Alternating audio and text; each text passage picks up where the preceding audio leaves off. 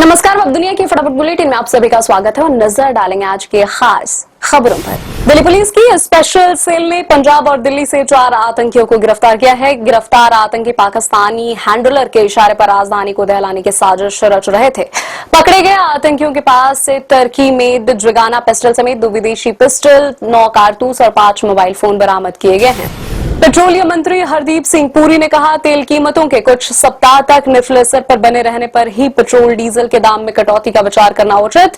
कहा, 30 जून की अवधि तक पेट्रोल डीजल और एलपीजी को लागत से कम दर पर बेचने की वजह से पेट्रोलियम कंपनियों को 74,781 करोड़ रुपए का नुकसान हुआ है।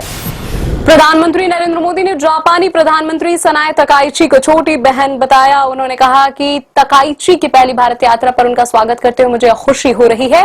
वे जापान की पहली महिला प्रधानमंत्री हैं और एक दूरदर्शी और लोकप्रिय नेता भी हैं। वे जापान की नारा प्रीफेक्चर से आती हैं, जो भारत के जापान साझा बौद्ध विरासत का महत्वपूर्ण केंद्र है।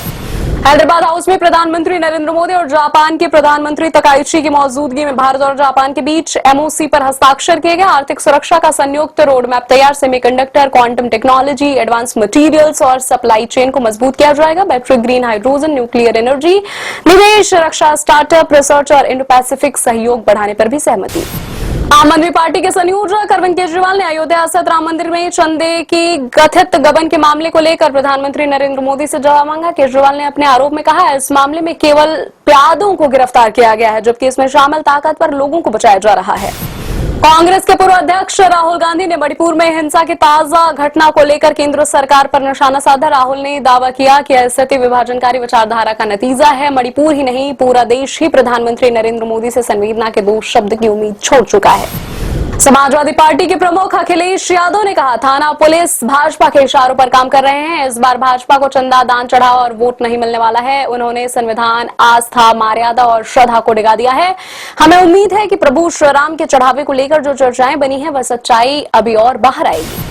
बेंगलुरु की मशहूर आईटी कंपनी कैपजेमिनी के एचएल कैंपस में बने डे केयर सेंटर में छोटे बच्चों के साथ हैवानियत के वीडियो वायरल हो रहे हैं। बाथरूम में किया बंद, वॉशिंग मशीन में बिठाया 5 केयर गिवर्स पर एफआईआर। कर्नाटक राज्य बाल अधिकार संरक्षण आयोग ने भी मामले का संज्ञान लिया है। आयोग अधिकारियों से रिपोर्ट मांगेगा और अपने स्तर पर जांच करेगा। चंपत राय ने अपने करीबी सहयोगियों से कहा कि जिन लोगों पर उन्हें भरोसा था, उन्होंने उनको धोखा दिया। राम मंदिर में घोटाला सामने आने के बाद चंपत ने हाल ही में ट्रस्ट के महासचिव पद से इस्तीफा दे दिया है। पुणे के केतन अग्रवाल हत्याकांड में पुलिस ने सिया गोयल और चेतन चौधरी का पॉलीग्राफ टेस्ट कराने के लिए अदालत से अनुमति मांगेगी। जांच में दोनों पर अहम तथ्य छिपाने का संदेह है। दोनों आरोपियों की पुलिस हिरासत 3 जुलाई को समाप्त होने वाली है। अयोध्या विकास प्राधिकरण यानी एडीए ने राम मंदिर दान चोरी के आरोपी लवकुश मिश्रा की पत्नी और उनके नाम पर बने घर के कथित अनाधिकृत निर्माण पर नोटिस भेजा है। इस बीच पुलिस ने गबन के मामले में अपनी जांच तेज की। सोहावल तहसील के बनवीरपुर गांव में इस मकान का निर्माण चल रहा है। कांग्रेस के संगठन महासचिव केसी वेणुगोपाल ने प्रधानमंत्री नरेंद्र मोदी को पत्र लिखकर आग्रह किया, अयोध्या स्थित राम मंदिर में चढ़ावे के कथित गबन और वित्तीय अनियमितताओं के आरोपों की सुप्रीम कोर्ट की निगरानी में किसी उच्च स्तरीय स्वतंत्र एजेंसी में से जांच कराई जाए।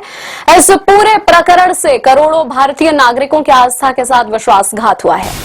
मुंबई में भारी बारिश, अधिकारियों ने बताया, बारिश के बीच मैनहोल में गिरने से एक बुजुर्ग की हो गई है मौत। रूस ने बृहस्पतिवार रात यूक्रेन की राजधानी कीव पर मिसाइलों और ड्रोन से भीषण हमला किया। इस हमले में कम से कम 17 लोगों की मौत हो गई है और 90 से अधिक लोग घायल हैं। हमलों के दौरान कई घंटों तक राजधानी में जोरदार धमाकों की आवाजें सुनाई देती रही।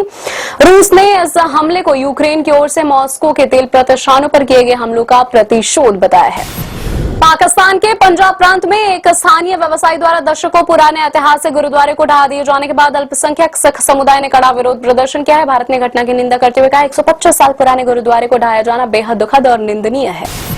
संयुक्त राष्ट्र में भारत ने कहा, आतंकवादी आतंकवादी ही होता है। अंतर्राष्ट्रीय समुदाय से आतंकवाद को उचित ठहराने के लिए किसी भी शिकायत को आधार बनाए बिना इस हत्यारी विचारधारा को जड़ से मिटाने के मकसद से मिलकर काम करना चाहिए। भारत का निजी कर्ज बाजार पिछले 5 साल में 2 गुना होकर 2025 के आखिर तक लगभग $25 अरब पर पहुंच गया है। मूडीज रेटिंग्स ने कहा, वित्त पोषण की मजबूत मांग के बीच इसमें और वृद्धि की संभावना है। शेयर बाजार एक बार फिर 77,000 के पार, सेंसेक्स 579 अंक के छलांग के साथ 77,502 अंक पर हुआ बंद। निफ्टी भी 170 अंक के लाभ के साथ 24,176 अंक पर हुआ बंद। अमेरिकी मुद्रा के मुकाबले रुपए में 24 पैसे की गिरावट।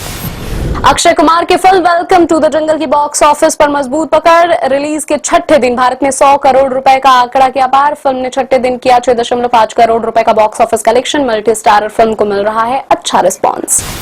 स्पाई थ्रिलर फिल्म अल्फा को सेंसर बोर्ड से मिला US 16+ सर्टिफिकेट। फिल्म में कुछ अपशब्दों को किया गया है म्यूट। एडवांस बुकिंग में फिल्म ने 1.75 करोड़ से ज्यादा की कमाई कर ली है। अल्फा में आलिया भट्ट और शर्वरी वाघ एक्शन करती आएंगी नजर। 3 जुलाई को रिलीज हो रही है फिल्म। ये थी आज की फटाफट बुलेटिन। ऐसे ताजा अपडेट्स के लिए बने रहे हमारे साथ, यानी कि विजिट करें वेब दुनिया पर।